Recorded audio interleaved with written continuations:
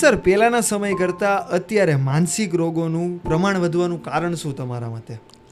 તમે પહેલાંના સમયમાં જોશો કે લોકો જે છે એ શારીરિક શ્રમ વધારે હતો. આપણે ભારતમાં જોઈએ તો ગુજરાતમાં તો વધારે ખેતી જ કામ વધારે થતું હતું. બીજું કે જોઈન્ટ ફેમિલીમાં એ લોકો રહેતા હતા. બધા જ એક જ ઘરમાં રહેવાનું હતું. એક જ ફળિયામાં તમે જુઓ તો 15-15, 20-20 લોકોનું સાથે રહેતું.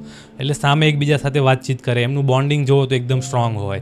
બધાના ઇમોશન જે વાતો છે રોજની એ શેર થતી હતી. અને સાંજે વહેલા સૂઈ જવાનું. અને જેટલું એ લોકો વાવતા હતા એટલું જ એમને ખાવાનું. બીજું નવી કોઈ ચિંતા, એવું કંઈ ટેન્શન હતું નહીં. પણ હવેની તમે જિંદગી જુઓ તો ઘરમાં 4 લોકો જ રહેવાવાળા હોય છે. એમાં એક વ્યક્તિ જે છે ઘર સંભાળતું હોય છે, બાકીના 3 લોકો છે એ બહાર જતા હોય છે. ઘણી વખત તો બપોરે પણ ખાવા ભેગા નથી થતા, અને સાંજે ક્યારેક ભેગા થાય તો આડાવડા ટાઈમ પર હોય છે. 2 વહેલા ખાઈ લે, 2 પછી ખાઈ લે. બીજું કે મોબાઈલનો યુઝ છે, ટીવીનો યુઝ છે, અત્યારે સ્ક્રોલિંગ જે છે, અને માનસિક તણાવ પણ એટલું છે કે કમાવું જ પડે એવું છે. પ્રેશર જ એટલું છે, ખર્ચા નથી નીકળતા, ભાડું નથી નીકળતું, લોન હોય છે. ઘણી બધી વસ્તુઓના તણાવના કારણે અત્યારે માણસ જે છે એ સહનશક્તિ જે પહેલાં કરતાં જેટલી હતી એના કરતાં ઘણી ઓછી થઈ ગઈ છે. એટલે બીમારીનું પ્રમાણ વધી ગયું છે.